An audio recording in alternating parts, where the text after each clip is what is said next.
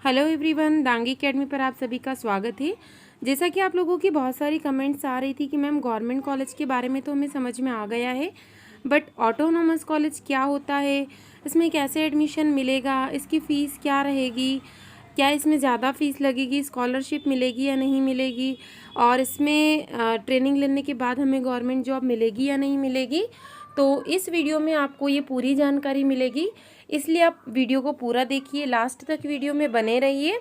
और यदि आप चैनल पर नए हैं तो सबसे पहले चैनल को सब्सक्राइब कर लीजिए और बेल आइकन को प्रेस कर दीजिए, ताकि आप लोगों की जो भी कमेंट्स हो या जो भी आप लोगों के डाउट्स हो तो उससे रिलेटेड जो भी नया वीडियो अपलोड होता है तो आपके पास में उसकी इन्फॉर्मेशन पहुंच जाए।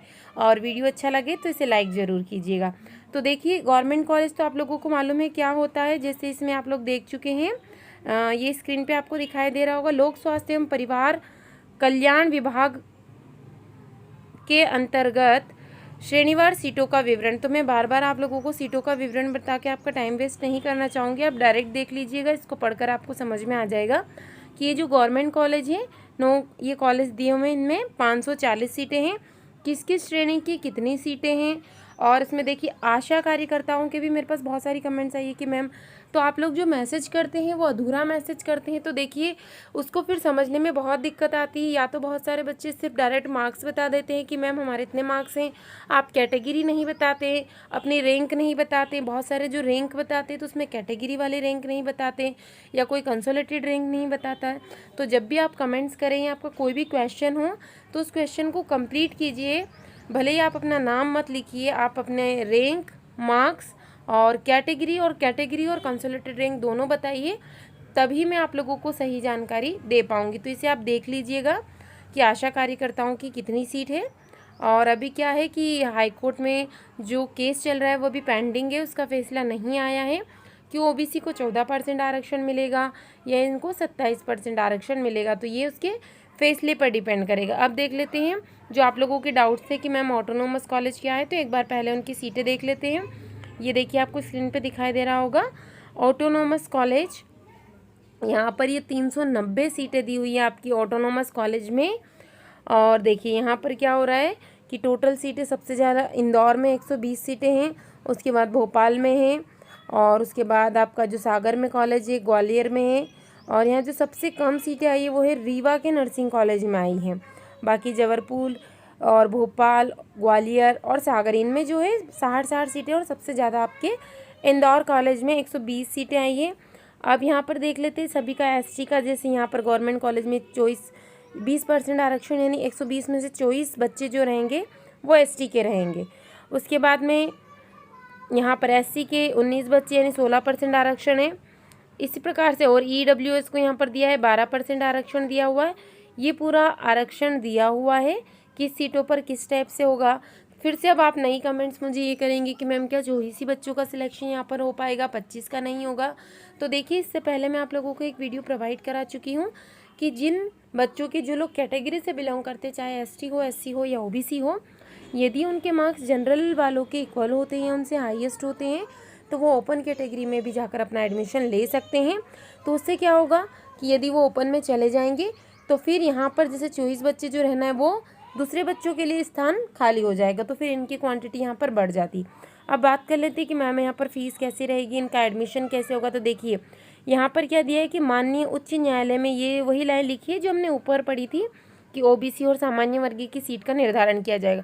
क्योंकि यदि ओबीसी का आरक्षण 14% रहता है तो सामान्य वर्ग की सीटें बढ़ जाएंगी, यदि 27% रहता है तो सामान्य वर्ग की सीटें कम हो जाएंगी। बाकी एसटी एससी की सीटों में कोई भी अंतर नहीं आएगा।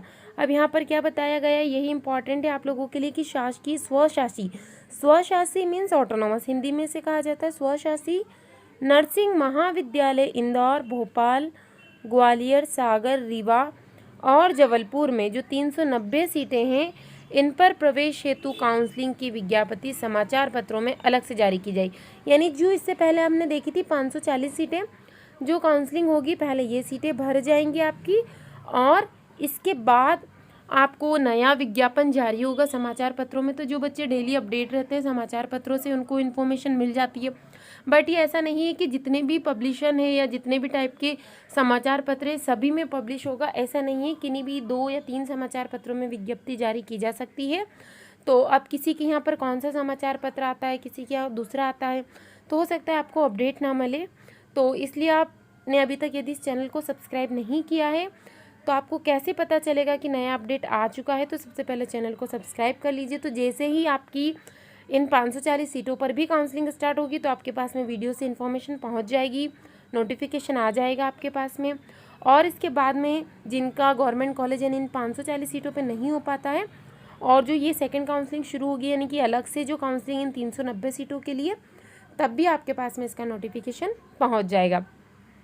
तो देखिए क्या होता है, ये आपको जानकारी कहीं नहीं मिली होगी। ऑटोनोमस क्या होता है तो ध्यान से सुनिएगा, इसे बीच में स्किप मत कीजिए। ऑटोनोमस या स्वशासी, तो हिंदी का नाम तो आपको थोड़ा सा समझ में आ रहा होगा। जैसे जो गवर्नमेंट कॉलेज है तो यहाँ पर क्या होगा कि गवर्नमेंट से कोई नोटिफिकेशन आएगा आपकी तरफ से, तो जितने भी 390 सीटें हैं और ये जो कॉलेज हमने देखे हैं 8-9 कॉलेज ऊपर लिस्ट देखिए, इन सब में एक जैसा पेपर आएगा, एक ही टाइम पे एग्ज़ाम शुरू होगी, एक साथ ही रिज़ल्ट की घोषणा होगी। ये होता है गवर्नमेंट कॉलेज, यानी सब कुछ एक साथ हो रहा है, एक ही दिन एक ही टाइम। बट जो ऑटोनॉमस कॉलेज है इसका मीनिंग क्या होता है देखिए। और एक और बात, जो गवर्नमेंट कॉलेज थी फिर उनकी जो कॉपियाँ होंगी वो क्या होगी, आपकी यूनिवर्सिटी में जाएगी, वहाँ पर चेकिंग होगी, फिर उसका रिज़ल्ट बनेगा। और यदि आपको कोई भी दिक्कत आती है, जैसे मान लीजिए किसी के मार्क्स कम है, रीचेक करना है, उसको कॉपी देखना है, तो फिर जो प्रोसेस रहेगी आपकी यूनिवर्सिटी के थ्रू ही होगी। आपको वहाँ फॉर्म जाके भरना है, अपनी कॉपी को रिव्यू करना है, या एप्लीकेशन फॉर्म, फीस जो भी है यूनिवर्सिटी के थ्रू। बट देखिए ऑटोनॉमस या स्वशासी में क्या होता है कि यहाँ पर जो भी प्रोसेस होती है रहेगा गवर्नमेंट के थ्रू ही और गवर्नमेंट ही इसको ऑर्गेनाइज करेगी। बट यहाँ पर जो फैसले लेने का अधिकार होता है उस खुद संस्था के पास में होता है ऑटोनॉमस, यानी कि उसे कब पेपर करवाना है, थोड़ा बहुत, ऐसा नहीं है कि वो कभी भी, जैसे आपने एडमिशन लिया 1 महीने बाद, ऐसा नहीं है।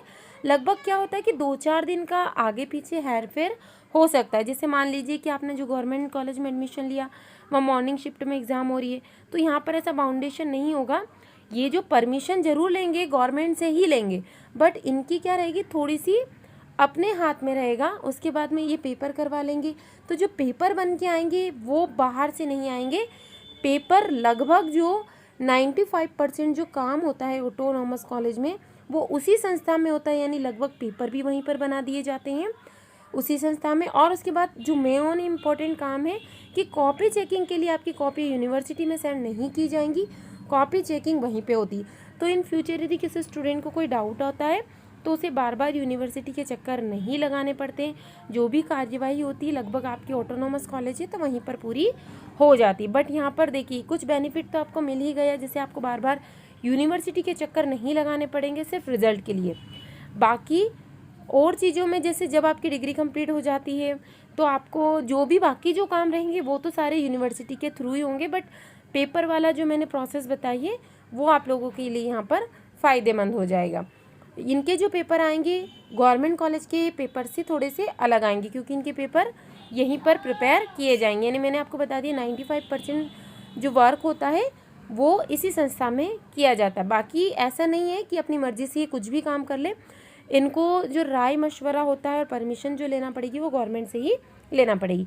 बट अब यहाँ पर बेनिफिट तो आपको दिख गया, लेकिन यहाँ पर क्या होगा, आपकी फ़ीस आपको लगेगी लगभग 45,000, लगभग मैं बता रही हूँ क्योंकि इससे थोड़ी सी ज़्यादा भी हो सकती है। 45 से 50,000 इनिशियल मान के चलिए, 5-10 हज़ार आपके ऊपर जा सकती है, क्योंकि कुछ पेपर वर्क हो सकता है, कभी कुछ फ़ीस छोटी मोटी फ़ीस करके, और किसी कॉलेज में थोड़ा सा डिफरेंस भी होता है, किसी के 2-4 हज़ार रुपये फ़ीस ज़्यादा भी होती है। तो ये पूरी प्रोसेस थी। आई होप अब आपको ये समझ में आ चुका होगा कि ऑटोनॉमस कॉलेज क्या होता है। ऐसे ज़रूरी नहीं है कि सिर्फ नर्सिंग के लिए ही ऑटोनॉमस कॉलेज है, बाकी अदर कोर्सों में भी बहुत सारे, जैसे प्लेन बीएससी कर रहा है कोई, पॉलिटेक्निक कर रहे हैं बच्चे आजकल, इंजीनियरिंग कर रहे हैं, तो उसमें भी ऑटोनॉमस कॉलेज बहुत सारे हैं। तो यदि फिर भी आप लोगों को कोई डाउट है तो मुझे कमेंट कर दीजिएगा, क्योंकि आप लोग समझ सकते हैं मैं आप लोग को बता चुकी हूँ कि बहुत सारी कमेंट्स आती है, तो एक एक कमेंट्स का जवाब आपको कमेंट बॉक्स में देना पॉसिबल नहीं है। फिर भी मैं कोशिश करती हूँ कि लगभग जो एवरेज कमेंट एक जैसी होती है, मैं उनमें से किसी 1 या 2 कमेंट्स का आंसर ज़रूर दे देती हूँ। और बाकी जो लगभग बहुत सारी कमेंट्स एक जैसी आ रही है, तो मैंने उनके लिए आप लोगों को वीडियो प्रोवाइड करा दिया है ताकि आप सभी लोगों को ये ईज़िली समझ में आ सके।